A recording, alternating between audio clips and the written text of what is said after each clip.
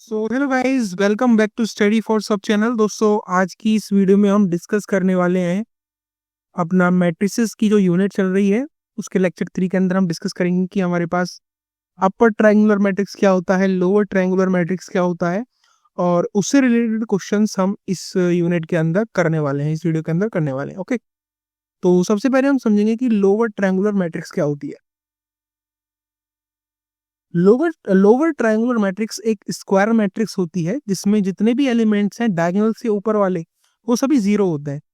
ठीक है, या दूसरे शब्दों में हम कह सकते हैं कि for a matrix A of order n cross n, if a of i j यानी कि row, if a of i j is zero for all i less than j. ठीक है, ये कंडीशन आपको याद रखनी है कि अगर हमारे पास ए आई जे जीरो आता है for all i less than j, अगर हमारी रोज जो हैं वो कॉलम से छोटी है, जितनी भी रोज कॉलम से छोटी होंगी उनके अगर एलिमेंट जीरो है तो उसको हम बोलेंगे लोअर ट्रायंगुलर मैट्रिक्स। इसका एग्जांपल क्या है, ये वाला डायगोनल एलिमेंट्स ये रहे 3 1 4 2। इससे ऊपर वाले जितने भी एलिमेंट्स हैं, ये ये ये ये जितने भी एलिमेंट्स हैं, अगर वो जीरो हैं तो उसको हम बोलेंगे लोअर ट्रायंगुलर मैट्रिक्स। क्या बोलेंगे? Lower triangular matrix. यानी कि जो सिर्फ ये जो लोअर ट्रायंगल है, ये वाला डायगोनल से ये वाला पार्ट है, ये क्या है, इसके अंदर ही एलिमेंट्स होंगे नॉन जीरो, और इससे ऊपर वाले जितने भी एलिमेंट्स हैं वो सब जीरो होंगे।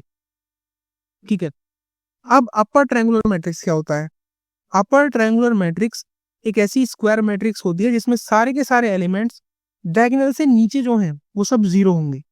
या दूसरे शब्दों में हम कह सकते हैं कि एक मैट्रिक्स कौन से ऑर्डर की, n क्रॉस n ऑर्डर की। If a matrix A of n cross n order is if a i j is equal to zero for all i greater than j, यानी कि जितनी भी रोज जो है वो अगर कॉलम से ज्यादा हैं, जितनी भी रोज जो कि कॉलम से बड़ी हैं, वो जब जीरो हो जाएंगे तो उसको हम बोलेंगे अपर triangular matrix.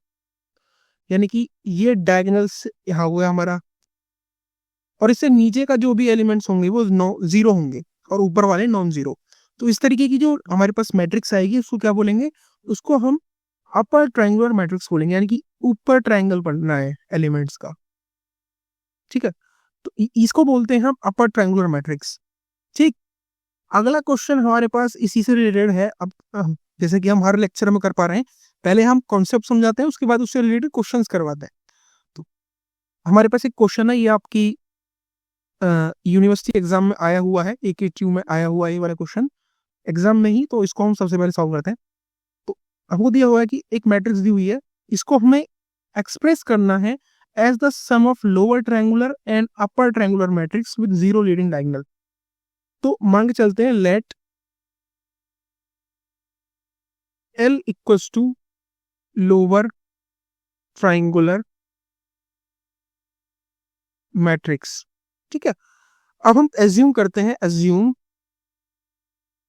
L equals to lower triangular matrix में क्या होता है, डायगोनल से नीचे जो एलिमेंट्स होंगे वो तो हमारे नंबर्स वाले होंगे, और जो ऊपर होंगे वो सारे क्या होंगे, वो जीरो होंगे।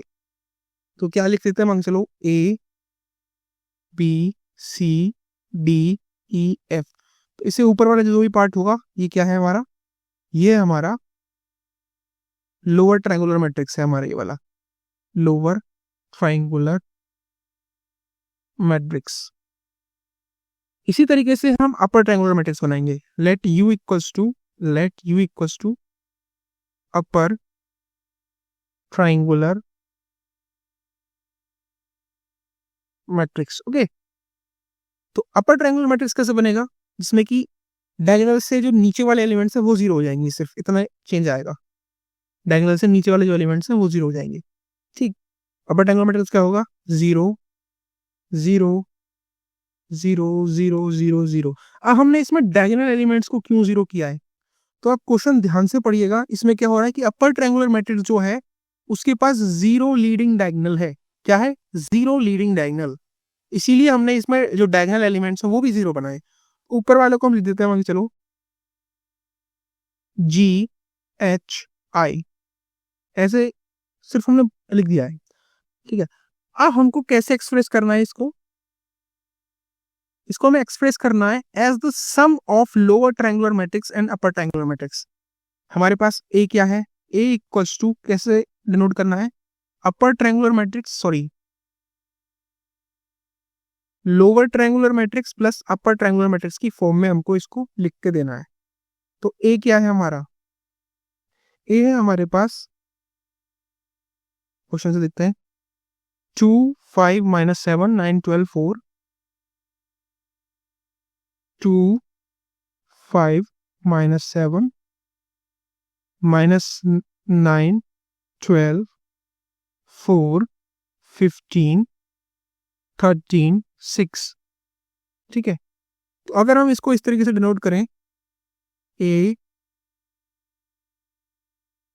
B C, A B C D E F, 0 0 0 plus 0 0 0 0 G H I. ठीक, इस तरीके से हमने निकाल रखा है। तो अगर इसको प्लस करेंगे तो क्या आएगा हमारे पास? 2 -9 15 -13 6 12 4 5 -7 इक्वल्स टू ए प्लस 0 ए हो गया, 0 प्लस जी जी हो गया, 0 प्लस एच एच हो गया, B C I D E F, ये हमने प्लस कर दिया इसको। ठीक है, on adding we are getting this. तो हमारे पास इसमें ए की वैल्यू क्या आ गई? अब सारी की सारी हमारे पास वैल्यू निकल के आ चुकी हैं। ठीक है, सारी वैल्यूज हमारे पास निकल के आ चुकी हैं। तो ए की वैल्यू हमारे पास 2, जी की वैल्यू हमारे पास 5, एच की वैल्यू हमारे पास -7, बी की वैल्यू हमारे पास -9, सी की वैल्यू है 12, आई की वैल्यू हमारे पास 4, डी की वैल्यू हमारे पास 15 है, ई की वैल्यू -13 और एफ की वैल्यू हमारे पास 6 आ चुकी है। ठीक है, अब हम इसी तरीके से जो है लोअर ट्रायंगुलर मैट्रिक्स की जो वैल्यूज है उनको पुट अप कर सकते हैं, A B C D E F, 0 0 0। तो लोअर ट्रायंगुलर मैट्रिक्स हमारी क्या आएगी? ए की वैल्यू थी हमारे पास 2, ठीक है, बी की -9 से, इसकी 15 है, इसकी -13 है, इसकी 6 है, इसकी 12 है, ये 0 0 0। तो ये तो आ गया हमारा लोअर ट्रायंगुलर मैट्रिक्स। ठीक है, अब अपर ट्रायंगुलर मैट्रिक्स में सेम हमको वैल्यूज पुट अप कर देनी है जो हमने निकाली है, ड्राइव की है, मतलब 0 0 0 0 0।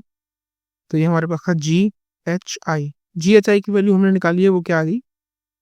5 0 5 -7 4 0 0 0 0 0। तो ये हमारे पास अपर ट्रायंगुलर मैट्रिक्स हो गई। तो हमको सिर्फ एक सिंपल क्वेश्चन दिया हुआ था, उसकी वजह से हमको लोअर ट्रायंगुलर मैट्रिक्स और अपर ट्रायंगुलर मैट्रिक्स निकालनी थी। तो आपको समझ में आ गया होगा। गाइस, अगर आपको और भी किसी सब्जेक्ट की लेक्चर्स चाहिए तो प्लीज यार कमेंट करके बता दीजिएगा। Thank you guys for watching the video. जय हिंद, जय भारत।